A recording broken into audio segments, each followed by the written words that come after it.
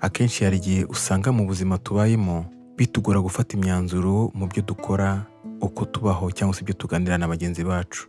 Ariko hari igihe biba byiza ko dutekereza neza tukibaza niba ibyo tugiye gukora cyangwa tugiye kuvuga tugiye kubikora mu gihe gikwiye.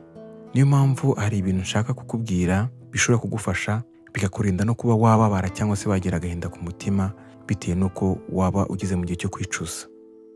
Uzirinde kubwira buri wese ibyo ugiye gukora, imigambi ufite cyangwa intego zawe. Ahubwo wowe bikore, ubigereho. Aho bashaka kubibwira bo bazabyibonere. Ntuzinginge ubucuti, ntuzinginge umubano ku muntu uwo ari we wese. Niba udahabwa nk'ibyo utanga, byihorere, bihagarike.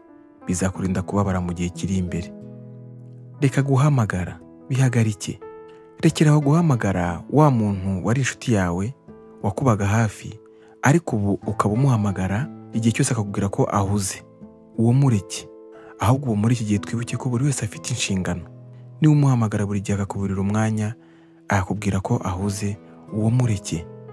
Ikindi, muri ubu buzima tubayemo, uzizere neza ko buri muntu wese hari ibintu runaka anyuramo kandi bimubabaza cyangwa se bisa n'ibimwangiza mu byiyumvo cyangwa mu mutima, kugira ngo uko abyitwaramo abe ari byo bizamugaragaza neza uwo ari we.